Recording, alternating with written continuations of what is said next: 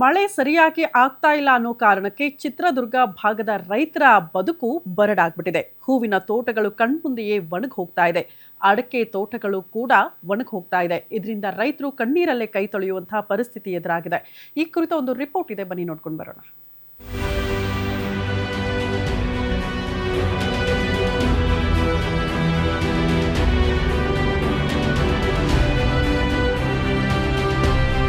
ಹಚ್ಚ ಹಸಿರಿನಿಂದ ಕಂಗೊಳಿಸಬೇಕಿದ್ದ ತೋಟಗಳಲ್ಲಿ ಈಗ ಒಣಗಿದ ಎಲೆಗಳ ಸದ್ದು ಮಾತ್ರ ಕೇಳಿಸ್ತಿದೆ.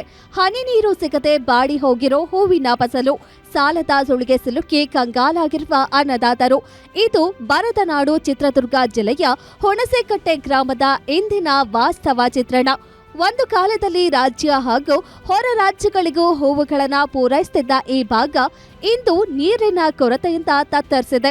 ಮುಂಗಾರು ಮಳೆ ಕೈಕೊಟ್ಟ ಪರಿಣಾಮ ಹೂವಿನ ಬೆಳೆ ಸಂಪೂರ್ಣ ಹಾನಿಯಾಗಿದ್ದು, ಭದ್ರಾ ನೀರನ್ನ ನಂಬಿ ಬೆಳೆದಿದ್ದ ಅಡಿಕೆ ತೋಟಗಳು ಒಣಗುವ ಹಂತ ತಲುಪಿವೆ. ಅಂತರ್ಜಿಲ್ಲಾ ಕುಸಿತದಿಂದ ಕೊಳವೆ ಬಾವಿಗಳು ಬತ್ತಿ ಹೋಗಿದ್ದು, ರೈತರಲ್ಲಿ ಆತಂಕ ಮತ್ತಷ್ಟು ಹೆಚ್ಚಾಗಿದೆ. ನೋಡೋಣ, ಅಡಿಕೆ ಬೆಳೆಯೋಣ, ಭದ್ರಾ ಮೇಲ್ದಂಡೆ ನೀರು ಬರ್ತವೆ ಅಂತ ಹೇಳ್ಬಿಟ್ಟು ನಮ್ಮೂರಲ್ಲಿ 2 ಕೆರೆ 2 ಗೋಕಟ್ಟೆ ಇದ್ದಾವೆ, ಹೆಂಗೆ ನೀರು ಬಿಡ್ತಾರೆ ಅಂತ ಹೇಳ್ಬಿಟ್ಟು ಎಲ್ಲ ಅಡಿಕೆ 2 ಎಕರೆ 1 ಎಕರೆ 3 ಎಕರೆವರೆಗೂ ಅವ್ರವ್ರ ಜಮೀನಿಗೆ ಹಾಕಿದ್ವಿ ಸರ್. ಈಗ 1,000 ಅಡಿ ಹೊಡೆದ್ರೂ ಬೋರ್ನ ನೀರಿಲ್ಲ. ಮುಖ್ಯಮಂತ್ರಿಗಳು ಹಿಂದೆ ಒಯ್ದು 8-9 ಜನ ಮುಖ್ಯಮಂತ್ರಿಗಳು ಬಾಗಿನ ಬಿಟ್ಟರು ಸರ್. ನೀರು ಬಂದು ಅಂತ ಅಂದದಕ್ಕೆ ನಾವು ಹಾಕಿದ್ವಿ. ಆದ್ರೆ ನಮ್ಮೂರು ಕೆರೆ ಇನ್ನೂ ಭದ್ರಾ ಮೇಲ್ದಂಡಿಗೆ ಸೇರಿಲ್ಲ. ನಮ್ಮೂರು ಗೋಕಟ್ಟೆ 2 ಕೆರೆನೂ ಸೇರಿಸಿಲ್ಲ. ಅಪ್ಪರ್ ಭದ್ರಾ ಯೋಜನೆಯ ನಿರೀಕ್ಷೆಯಲ್ಲಿದ್ದ ರೈತರಿಗೆ ಇನ್ನೂ ನೀರು ತಲುಪಿಲ್ಲ. 1000 ಅಡಿಗೂ ಹೆಚ್ಚು ಆಳದಲ್ಲಿ ಕೊಳವೆ ಬಾವಿ ಕೊರೆಸಿದ್ರೂ ಹನಿ ನೀರು ಸಿಗದ ಪರಿಸ್ಥಿತಿ ನಿರ್ಮಾಣವಾಗಿದೆ. ಬೆಳೆ ಉಳಿಸಿಕೊಳ್ಳಲು ಲಕ್ಷಾಂತರ ರೂಪಾಯಿ ಖರ್ಚು ಮಾಡಿದ್ರೂ ಫಲ ಸಿಗದೆ ರೈತರು ಸಾಲದ ಸುಳಿಯಲ್ಲಿ ಸಿಲುಕಿದ್ದಾರೆ. ಇದರ ಜೊತೆಗೆ ಹುಣಸೇಕಟ್ಟೆ ಭಾಗದ ಕೆರೆಗಳಿಗೂ ಯೋಜನೆಯ ಲಾಭ ದೊರೆಯದಿರುವುದು ರೈತರ ಆತಂಕವನ್ನ ಇನ್ನಷ್ಟು ಹೆಚ್ಚಿಸಿದೆ. ನಮ್ಮದು ನೀರಿಂದ ಭಾಳ ಸಮಸ್ಯೆ ಆಗಿಬಿಟ್ಟದ ಸರ್. ಭದ್ರಾ ಮೇಲ್ದಂಡೆ ನೀರು ಬರ್ತಾವಂತೇಳಿ ನಾವು ಹೂವು ಪವ ಎಲ್ಲ ಬೆಳ್ಕೊಂಡಿದ್ವಿ. ಇತ್ತೀಚಿನ ದಿನದಲ್ಲಿ ನೀರು ಇಲ್ಲ, ಏನಿಲ್ಲ. ಸಣ್ಣ ಜಮೀನ್ದಾರುಗಳು ಅಡಿಕೆ ಸಸಿ ಮಾಡ್ಕೊಂಡ್ವಿ. ಈಗ ಅಡಿಕೆ ಸಸಿಗೂ ಸಹ ನೀರಿಲ್ದಂಗೆ ಆಗಿ ಹೋಗಿಬಿಡ್ತವೆ. ಆದರೂ ಅದಕ್ಕೆ ಸರ್ಕಾರದಿಂದ ನಮ್ಮ ಪ್ರತಿನಿಧಿಗಳು ಯಾರು ಇದಕ್ಕೆ ಈ ಕಡೆ ಗಮನನೇ ಇಲ್ಲ, ನಮ್ಮ ಕಡೆ ತುರ್ನೂರು ಹೋಬಳಿಯಿಂದ. ಹಂಗಾಗಿ ನಮ್ಮದು ಭಾಳ ವಿಕೋಪಕ್ಕೆ ಹೋಗ್ಬಿಟ್ಟದ ಸರ್. ಒಟ್ಟಾರೆ ಈ ಬಾರಿ ಮುಂಗಾರು ಮಳೆ ಕೈಕೊಟ್ಟು ರೈತರ ಆತಂಕಕ್ಕೆ ಕಾರಣವಾಗಿದೆ. ಇತ್ತ ಭದ್ರಾ ನೀರು ಇಲ್ಲದೆ ಬೆಳೆದ ಬೆಳೆಯೂ ಕೈ ಸೇರದೆ ಈ ಭಾಗದ ಜನರು ಸಾಲದ ಸಂಕಷ್ಟಕ್ಕೆ ಸಿಲುಕಿದ್ದಾರೆ. ಕೂಡಲೇ ಸರ್ಕಾರ ಇಂತಹ ನೊಂದ ರೈತರ ನೆರವಿಗೆ ಧಾವಿಸಲಿ ಅನ್ನೋದು ನಮ್ಮ ಆಶಯ. Rajashekhar, guarantee news, Chitradurga.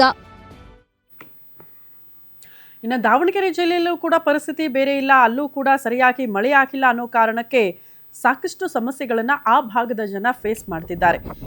ದಾವಣಗೆರೆ ಜಿಲ್ಲೆಯ ರೈತರಿಗೆ ಮಾತ್ರವಲ್ಲದೆ ನಗರದ ಜನತೆಗೆ ಕುಡಿಯೋ ನೀರಿಗೆ ಪರದಾಡುವಂತಹ ಪರಿಸ್ಥಿತಿ ಎದುರಾಗಿದೆ ಅಂತೆ.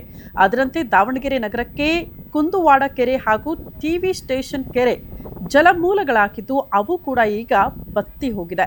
ಈ ಹಿನ್ನೆಲೆ ಕೇವಲ 15 ದಿನಕ್ಕೆ ಮಾತ್ರ ನೀರಿನ ಸಂಗ್ರಹವಿದ್ದು, ನೀರು ಖಾಲಿ ಆದರೆ ಮುಂದಿನ ಪರಿಸ್ಥಿತಿ ಅಂತ ಜನ ಆತಂಕವನ್ನ ಎದುರಿಸ್ತಿದ್ದಾರೆ.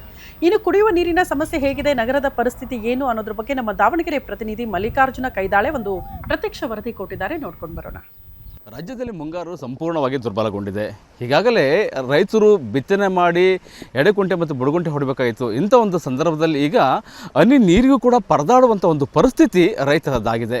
ಇದು ರೈತರ ಒಂದು ಕಥೆಯಾದರೆ, ಮತ್ತೊಂದು ಕಡೆಗೆ ಸಿಟಿ ಭಾಗದಲ್ಲಿ ಜನರು ಕೂಡ ಏನು ಕುಡಿಯುವ ನೀರಿನ ಸಮಸ್ಯೆ ಇನ್ನು ಮುಂದೆ ಉಲ್ಬಣಿಸುವಂಥ ಒಂದು ಸಾಧ್ಯತೆ ಇರ್ತಕ್ಕಂಥದ್ದು. ಯಾಕಂತಂದರೆ ಕೇವಲ ದಾವಣಗೆರೆ ಜಿಲ್ಲೆ ಮಾತ್ರ ಅಲ್ಲ, ಇಡೀ ರಾಜ್ಯಾದ್ಯಂತ ನೀರಿಗಾಗಿ ಎಷ್ಟೆಲ್ಲ ಸಮಸ್ಯೆ ಆಗುತ್ತೆ ಅನ್ನುವಂಥದ್ದು ಕೂಡ ಮುಂದಿನ ದಿನಗಳಲ್ಲಿ ಗೊತ್ತಾಗುವಂಥ ಸಂದರ್ಭ ಕೂಡ ಏನು ಭಾಳ ದಿನಗಳೇನಿಲ್ಲ.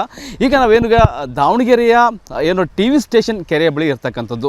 ಈ ಭಾಗದಲ್ಲಿ ನಾವು ನೋಡೋದಾದರೆ ಇಡೀ ಕೆರೆ ತುಂಬಿ ತುಳುಕಿ ಏನು ಒಂದು ಬಾಗಿನವನ್ನು ಅರ್ಪಿಸಿಕೊಳ್ಬೇಕಾಗಿರ್ತಕ್ಕಂಥ ಒಂದು ಕೆರೆ ಏನಿದೆ, ಈಗ ಕೇವಲ ಕೆಲವು ಅಡಿಗಳಷ್ಟು ಮಾತ್ರ ಇಲ್ಲಿ ನೀರು ಉಳಿದಿರ್ತಕ್ಕಂಥದ್ದು. ಅಂದರೆ ಇಡೀ ವರ್ಷ ಪೂರ್ತಿ ದಾವಣಗೆರೆ ಒಂದು ನಗರಕ್ಕೆ ನೀರನ್ನು ಸಪ್ಲೈ ಮಾಡಬೇಕಾಗಿರ್ತಕ್ಕಂಥ ಟಿವಿ ಸ್ಟೇಷನ್ ಕೆರೆ ಆಗಿರ್ಬೋದು ಮತ್ತು ಕುಂದೋಳದ ಕೆರೆ ಏನಿದೆ, ಈಗ ಅಲ್ಲಲ್ಲಿ ಮಾತ್ರ ಏನು ಖಾಲಿ ಆಗುವಂಥ ಒಂದು ಸಂದರ್ಭಗಳು ಕೂಡ ನಿರ್ಮಾಣ ಆಗ್ಬೋದು.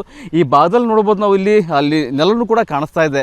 ಯಾಕಂತಂದರೆ ಅಲ್ಲಿ ಪಕ್ಷಿಗಳು ಕೂಡ ಕೂರುವಂಥ ಒಂದು ಕೂಡ ಕಣ್ಮುಂದೆ ಕಾಣುವಂಥದ್ದು. ಅಂದರೆ ಈ ಒಂದು ದೃಶ್ಯ ಏನಿದೆ, ನೀರನ್ನು ಕೆಲವು ದಿನಗಳಲ್ಲಿ ಮಾತ್ರ ದಾವಣಗೆರೆಯ ಜನರಿಗೆ ಲಭ್ಯವಿದೆ ಅನ್ನುವಂಥ ಒಂದು ಮುನ್ಸೂಚನೆ ಅಂತಲೇ ಹೇಳ್ಬೋದು. ಯಾಕಂತಂದರೆ ಜಿಲ್ಲಾಡಳಿತವು ಕೂಡ ಈಗಾಗಲೇ ಹಲವು ಬಾರಿ ಜನರಿಗೆ ಮನವರಿಕೆಯನ್ನು ಮಾಡ್ತಕ್ಕಂಥದ್ದು. ಅಂದರೆ ಏನು ಜನರೇನಿದ್ದಾರೆ ಈ ಬಾರಿಯ ಒಂದು ಬರಗಾಲವನ್ನು ಎದುರಿಸುವಂಥ ಒಂದು ಕೆಲಸಕ್ಕೆ ಮುಂದಾಗಬೇಕು, ಬರಗಾಲವನ್ನು ಎದುರಿಸಬೇಕು ಅನ್ನುವಂಥ ಒಂದು ಸೂಚನೆ ನೀಡ್ತಕ್ಕಂಥದ್ದು. ಯಾಕಂತಂದರೆ ಈ ಬಾರಿ ಮುಂಗಾರು ಸಂಪೂರ್ಣವಾಗಿ ದುರ್ಬಲವಾಗಿದೆ.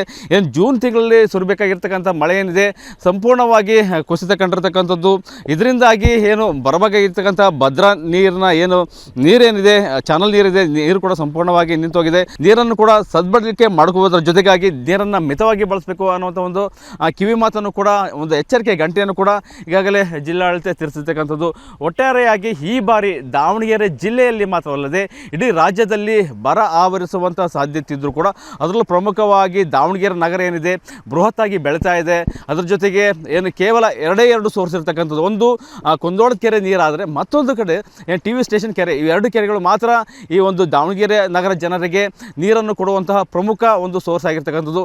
ಅವೇ ಬತ್ತಿ ಹೋಗಿದ್ದಾದಲ್ಲಿ ಇನ್ನು ಮುಂದಿನ ದಿನಗಳಲ್ಲಿ ನೀರಿಗಾಗಿ ಪರದಾಡುವಂಥ ಒಂದು ಪರಿಸ್ಥಿತಿ ಏನು ಬಹಳ ದಿನ ಉಳಿದಿಲ್ಲ ಅಂತಲೇ ಹೇಳ್ಬೋದು. Mallikarjuna Kaidale, guarantee news, Davanagere.